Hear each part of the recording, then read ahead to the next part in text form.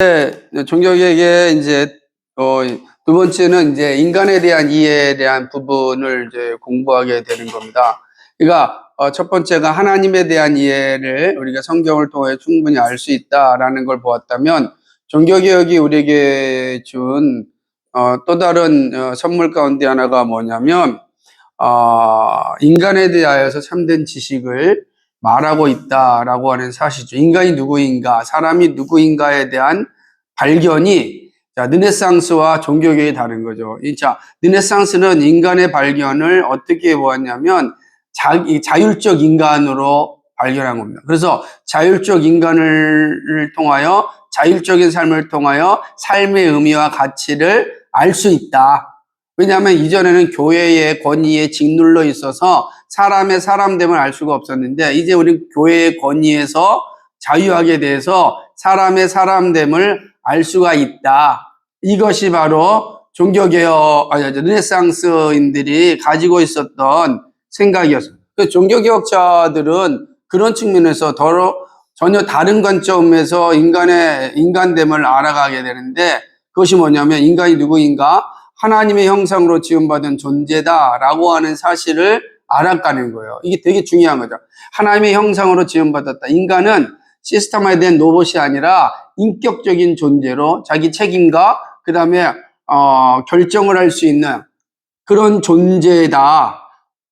그리고 거기에 바로 존엄성이 있다. 이 형상이라고 하는 개념, 하나님의 형상이라고 하는 개념에는 이게 의미가 아주 풍성하게 들어있는데, 그게 인격적 존재다라고 하는 거예요. 근데 이단들은요, 이걸 이상하게 해석해가지고, 이 형상이니까 이게 남자와 여자다, 뭐 이렇게 해서 하나님도 아까 좀 하나님 아버지가 있고 뭐 하나님 어머니가 있다라고 하는 이런 해괴망측한 일을 이야기하는 것은 형상의 개념을 잘 이해하지 못해서 그런 거예요. 그러니까 형상은 하나님의 인격이에요.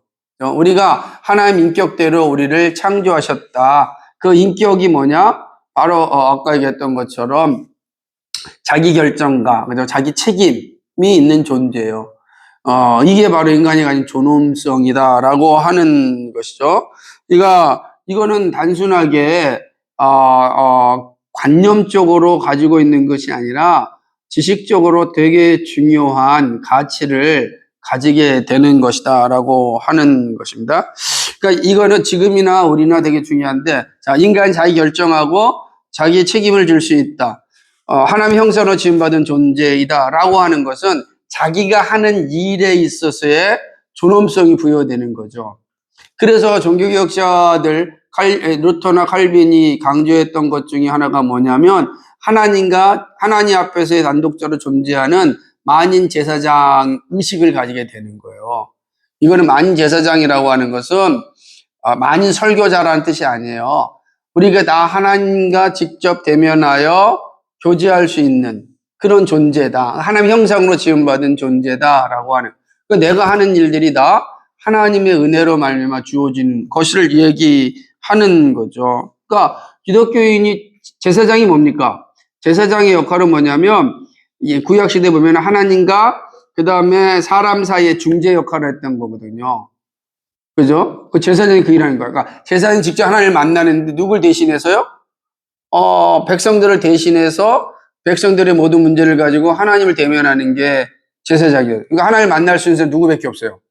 제사장밖에 없는 거죠. 백성들은 누구를 통해 하나님 만납니까? 제사장 통해서 만나는 거예요. 그럼 제사장이 전해주는 하나님만 알겠죠? 이해가 돼요? 그런데 종교개혁이 와서는 어떻게 했냐면, 아니, 제사장을 거쳐서 하나님을 만나는 게 아니다. 우린 직접 하나님을 만나는 거예요. 하나님과 교제하는 거예요.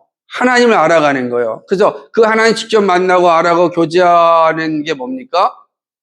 하나님 우리 자신 알려주신 게 있을 거 아니에요? 그게 뭐예요? 하나님 우리 직접 알려주신 거. 하나님 우리 직접 알려주신 게 뭐예요? 앞에 봤잖아요. 계시, 성경이라면 성경을 통해 하나님 직접 알려주셨잖아요. 그러니까 우린 이제 성경을 통해 하나님을 직접 만나는 거예요. 이전에는 제사장을 통해서 성경을 해석해서 만났다고 한다면 우리가 직접 만나는 거예요. 그래서 그렇다고 한다면 오늘날 설교자의 역할이 뭐예요? 하나님을 직접 만날 수 있도록 성경이 무엇을 말하는지를 해설해 주는 사람이에요. 그러니까 여기서 자기를 드러내는 것이 아니라 하나님이 우리에게 알려주신 것을 해설하여 성도들로 하여금 하나님과 직접적인 교제를 풍성하게 가질 수 있도록 돕는 사람이 설교자예요. 그러니까 옛날에 제사장 개념과 다른 거예요. 우리가 다 만인 제사장이란 말. 제사장 가운데서 그 직분을 맡은 것 뿐이에요. 이해가 되시죠? 이게 노마캐톨릭과 정말 개혁교회가 다른 분명한 지점이에요. 오늘날도 지금도 노마캐톨릭은 여전히 사제를 통하여서 하나님을 만나는 거예요. 그러니까 지금도 그 사람들을 뭐예요? 직접 못 만나니까 마리아 앞에서 기도한다든지 이상 성인들 앞에서 기도해서 그들을 통해서 하나님께 가고 싶은 거예요. 그들이 더 하나님께 더 잘 연결해 준다고 생각하는 거죠. 아니 어떻게 뭐더라 경유가 빠르겠어요? 직항이 빠르겠어요? 직항이 훨씬 빠른 거지. 근데 이 의식이 잘못되어서 나타나는 거죠. 그러니까 여기서 보게 되면 우리는 다 만인 제사장이다. 하나님을 직접 만날 수 있고 하나님과 직접 교제할 수가 있는 거죠. 그래서 성경이 우리의 자국어로 번역되어지는 겁니다. 우리가 성경이라는 게 그런 놀라운 은혜를 가지고죠. 그게 바로 이제 종교개혁이 우리에게 가져다 준 겁니다. 그러니까 여기에서 보게 되면 이제 교회 안에서의 다양한 모습들, 교회 안에서도 정치, 경제, 사회, 문화의 모습이 일반 세상 가운데서도 다 나타나는 거예요. 그래서 제가 항상 이제 교회가 타락하면 세상이 타락하는 거예요. 교회에서 여러분들이 정말로 민주 시민으로서의 공부를 잘 배워. 성경이 그걸 가르치니까 그러면 삶에 나가서도 그렇게 살아가는 거예요. 여기서 이상한 걸 배우게 되면 세상에서 이상하게 살아가는 거예요. 이단들이 그런 거잖아. 이단들이 교주들이 하는 건 뭐예요? 다 성경의 가르침이 아니잖아요. 그러니까 그들이 가는 곳마다 사실은 선하고 아름다운 모습이 나타나지 않는 그 모습들을 이제 보여주는 거다라는 거죠. 그러나 또 성경은 우리에게 가르쳐주는 또 하나의 중요한 가르침이 뭐냐면 그렇게 하나님의 형상으로 지음받은 인간이지만 어떻게 됐다? 타락한 존재다라는 거. 자, 인간은 타락하였다라는 것을 종교개혁은 우리에게 분명하게 알려주고 있습니다. 인간의 전적인 타락이에요. 하나님의 형상은 지음받았지만 죄로 말미암아 인간은 타락하였다. 타락이라는 건 뭐예요? 하나님께 반역하였다는 겁니다. 타락의 핵심이 반역죄예요. 반역죄. 이게 적당한 어떤 실수 이런 게 아니에요. 적극적 반역을 얘기하는 거예요. 그걸 죄라 그러는 거예요. 타락할 때 이거는 정말 중요한 용어인데 이 용어를 정확히 쓰느냐 쓰지 않느냐가 사실은 타락에 대한 바른 이해를 갖느냐 갖지 않느냐의 차이이기도 합니다. 우리는 하나님께 반역한 자들이에요. 그 고대나 지금이나 반역죄는 다 사형에 처하잖아요. 그죠? 반역자들이다라고 하는 것이죠. 그러니까 그런 이유로 어떻게 되겠습니까? 인간은 전부 다 비정상적이 되었다라고 하는 겁니다. 비정상적이다. 그러니까 종교개혁은 이런 측면에서 모든 인간은 평등하다라고 해요. 왜냐하면 다 타락했으니까, 그죠? 우리는 그러니까 우리는 다 하나님의 형상으로서 다 평등하죠. 반면에 인간은 다 타락했죠. 타락한 존재로서 평등하죠. 이해가 되는 거죠. 그러니까 둘 다가 나타나는 타락한 존재로서의 평등, 존엄한 존재로서 평등이 있다라고 하는 거죠. 그러니까 인간은 두 가지 모습이 가지고 있어요. 위대함과 잔인함. 그죠? 인간은 위대한 존재이죠. 동시에 타락으로 말미암아 잔인한 존재. 자, 보세요. 오늘 우리의 삶을 보면은 저도 늘 느끼지만 어떨 때는 정말로 그렇게 선하고 아름다운 것 같은데 어떨 때는 정말로 악마의 모습이 우리 보이기도 하고 왜냐하면 타락한 인간의 모습 속에 있기 때문에 그래요. 그래서 우리가 이러한 세상 속에서 정말 끊임없이 하나님 나라의 백성으로 살려면 이건 하나님의 은혜 없이는 불가능한 겁니다. 하나님의 은혜가 없이. 그죠? 되게 중요하다라고 하는 것이죠. 그래서 이 종교개혁자들은 그걸 갖다가 솔라 그라티아 그랬어요. 하나님의 은혜라. 은혜가 우리에게 정말 필요하다라고 하는 것입니다. 그래서 그러니까 우리가 왜 그러냐면 타락한 인간이 스스로 거룩한 존재가 되는 건 불가능하기 때문이다. 이미 타락했는데 타락한 자가 스스로 내가 거룩해진다? 어렵죠. 불가능한 겁니다. 그러다 보니까 자꾸만 로마 캐톨릭은 여기에 이상한 교회의 요구를 만든 거죠. 자, 뭐, 주기도 몇 번을 해라, 무엇을 해라. 그럼 뭐, 선행을 통하여 우리가 타락의 자리에서 의로운 자리로 갈 수 있다. 그럼 되나요? 안 되죠. 그 대표적인 사람이 마틴 루터 아닙니까? 안 되는 거예요. 그런데 성경이 뭐라고 했습니까? 오직 의인은 믿음으로 말미암아 살리라. 근데 믿음은 어떻게 된 거예요? 은혜로 말미암아 믿음으로 구원에 이른다. 이렇게 말씀하는 거예요. 그러니까 은혜, 하나님의 은혜가 오지 않고서는 이 잔인한 인간이 사실은 새로운 존재가 될 수가 없는 거죠. 그 성경이 우리에게 보는 게 하나님의 은혜라, 솔라그라티아라 이렇게 하는 것이죠. 이제 우리의 어떤 노력이 아니라 온전히 하나님의 은혜의 선물로 우리가 구원을 받는다, 새로운 사람이 된다라고 하는 것입니다. 그래서 그런 모습들이 이제 우리에게 주어지게 되는 것입니다. 그러니까 뭐냐면은 이런 내용들이 이제 교회의 모습에서도 잘 나타나는데, 지금도 제가 가보면은 이런 게 있어요. 지금도 그게 이번에 사진 찍어 오긴 왔는데, 이거를 이제 보는 사람과 그러지 않는 사람 차이가 있는데, 로마 캐톨릭 교회는 성경을 보지 못하도록 저 쇠창살 안쪽에다가 갖다 놓은 거예요. 밖에서 쇠창살을 만들어 놓고 거기서만 이렇게 보는 거예요. 사람들이 그거예요. 그 성경과 우리의 차이가 완전히 분리된 그런 모습들이 이제 있는 거죠. 그런 거 되게 재밌어요. 제단의 모습도 마찬가지고 그렇게 되어 있다라고 하는 거죠. 그러니까 완전히 분리되어져 있는 모습들이 되는 거죠. 그런데 이게 이제 예전으로 얘기하면 성단의 어떤 칸막이라고 할 수 있죠. 근데 이제 종교개혁자들이 한 일이 뭐냐면 이 모든 걸 다 없애는 거예요. 다 없애버리고 그래서 보게 되면은 그림이 없죠. 나중에 보게 되면 종교개혁 교회들은 저 앞에 성찬단이 있고요. 여기에 그러니까 설교단이 있고요. 여기에 이제서 예배를 드린 겁니다. 그러니까 말씀과 회중들이 가까워요. 여기는 성찬단만 있는 거예요. 옛날에 제단. 그 제단 안에도 이게 뭐죠? 이게 쇠창살로 가려져서 사람들이 거기 갈 수도 없었다고. 그 거룩한 곳이니까. 그 모든 것들을 종교개혁자들이 다 없애버리게 되는 것이죠. 뿐만 아니라 우리가 종교개혁자들이 제일 먼저 없었던 것 중에 하나가 보면 십자가상 같은 것도 마찬가지죠. 그래서 개혁교회는 십자가상은 없어요. 로마 캐톨릭은 먼저 앞에 십자가 아주 크게 매달려져 있죠. 왜냐하면 십자가가 있는 곳이 어떤 곳이라고 생각한 거예요? 거룩한 곳이라고 생각합니다. 말도 안 되는 거예요. 십자가 걸려있는 곳이 거룩한 곳이 아니에요. 모든 것이 거룩한 곳이.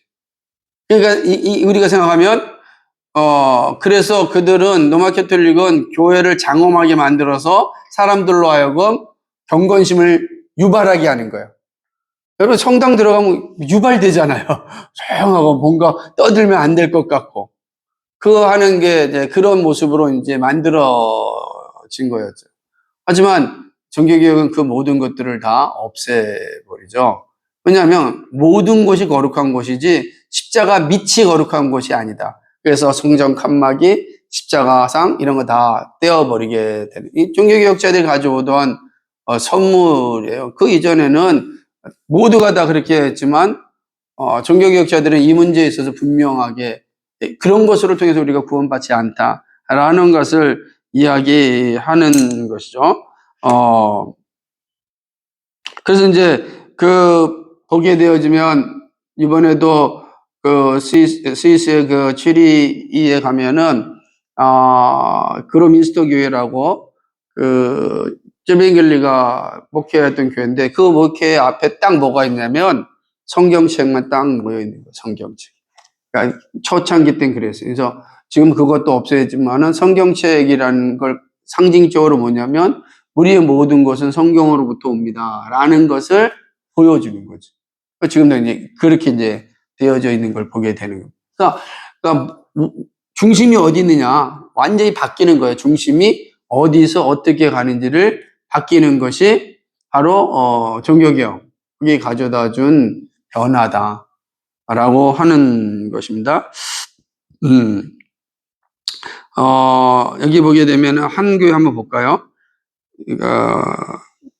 이 교회가 이제 스위스 올롱에 있는데, 거기서는 이제 성당 칸막이가 벽에 붙여 있다가 제거된 부분을 볼 수 있는데, 우리 사진이 없죠. 여러분 사진이 없잖아. 그죠? 있었으면 좋을 텐데, 어디 있는지 모르니까, 그것도 이제 우리가 볼 수가 없는데, 안타깝죠? 그러니까 이런 것들은 이제 우리가 이거 이제 글로만 보니까 명확하게 드러나지 않지만 그렇다라고 이 저자를 믿는다면 그런 모습이 있는 건데, 초기 프랑스 교회입니다. 어디냐면은요, 어디죠? 예, 여기 123페이지 맨 위, 123페이지 맨 위를 보게 되면은 초기 프랑스와 스위스의 종교개혁자 기온 파렐은 이 교회에서 설교했고, 종교개혁은 그곳과 그 옆에 에글에서부터 프랑스어 사용권 스위스에서 시작되었습니다. 파렐은 제네바와 노잔에서 사역한 후에 오랜 세월 동안 뇌사텔에 있는 대성당에서 설교했습니다. 아까 얘기했던 이게 스위스 레세탈에 있는 그런 교회인 것입니다. 그 대성당 밖의 입상을 종교개혁과 기독교의 표지로 보아도 좋는데, 그 입상이 그 옆에, 이게 입상이 있죠. 옆에 입상이. 그 입상이 뭐냐면, 바로 이걸 얘기하는 겁니다. 여러분 사진이 있을 겁니다. 책에도. 그죠? 그 옆에. 이게 이제 입상이고, 그게 바로 누구냐면, 기욤 파렐의 어떤 이제 조각상이라고 할 수가 있는 겁니다. 왜 여기서 중요하냐면, 그냥 단순히 입상으로 중요한 것이 아니라, 그러니까 종교개혁자들의 그 모습을 보게 되면, 야누스도 마찬가지고, 그들의 모습을 보게 되면 다 손에 성경을 가지고 있는 거예요. 그러니까 종교개혁자들을 의도적으로 이 성경에 대해서 이야기하고 있는 거예요. 나중에도 보겠지만은, 여기서 이제 보게 되면 이 칼빈이 가지고 있는 모습 좀 앞으로 튀어나와 있는데, 이들의 손에 다 들려 있는 게 뭐냐면 다 성경이 되는 겁니다. 성경이 우리의 중심이라고. 여러분 사진 돼 있죠? 여러분 사진 나와 있죠? 뒤엔가 아마 감이 떠나요. 네? 119페이지 한번 보세요. 119페이지를 보게 되면, 예, 여기 이제 팔스틴 공원에 있는 입상들을 보게 되면, 이 입상들로부터도 다 뭐죠? 성경을 가지고 있는 것을 보게 돼. 그러니까 그들의 모습이 다 중심이 어디에 있느냐? 성경이다. 라고 하는 것을 이제 볼 수 있어요. 엄청난 존인데, 되어 있다라고 하는 것이죠. 그러니까 여기서 보기엔 기욤 파렐의 이 동사 손을 높이 올려 있는 게 바로 성경이고, 우리의 모든 중심은 성경이다라는 것을 이제 가르치게 되는 거죠. 그러니까 종교개혁자의 특징은 성경이에요. 왜냐하면 그게 초대교회의 모습이었기 때문에 그런 것입니다. 그래서 종교개혁자들은 가시적 상징을 강조하는 데에서 종교를 정화하려는 경향이 있어서 종종 예술의 적대자라는 혐의를 받았습니다. 왜냐하면 정화하려니까 그 만들어졌던 성인 상들 같은 거 다 때려 부셨단 말이에요. 이해가 돼요? 성인들 동상들 만든 거 그 다 때려 부셨다고요. 교회에서. 그러니까 아니 이런 예술 작품을 다 때려 부시는 예술 혐오주의자가 아니냐? 그런데 그러지 않아요. 종교개혁자는 누구보다도 예술을 사랑했던 사람들이고, 예술을 만드는 일에도 열심히 했던 사람. 다만 뭐예요? 우상 숭배에 대해서만큼은 예술로서의 가치를 인정하지 않았다라고 하는 것입니다. 그러니까 이런 요소들을 없앤 것뿐이지 그들이 그 자체의 예술 작품을 포기한 건 아니에요. 그래서 지금도 그 예술 작품들이 많이 나타나고, 우리 잘 알다시피 여러분 그 야누스도 찬송을 만들었고요. 루터도 찬송을 만들었고요. 얼마나 예술적인 사람들이 많은 거예요. 그러니까 예술 작품과 우상 작품을 구분하여서 저주하였던 것이 바로 이들의 모습이다라고 하는 것입니다. 그 이제 조각상이 파괴된 이유를 베렌툰 밀러는 제국 도시와 종교 개혁에서 지적한 것처럼 이렇게 기록하고 있는 겁니다. 여러분 책을 보게 되어지면 한번 같이 한번 125페이지 한번 읽어볼까요?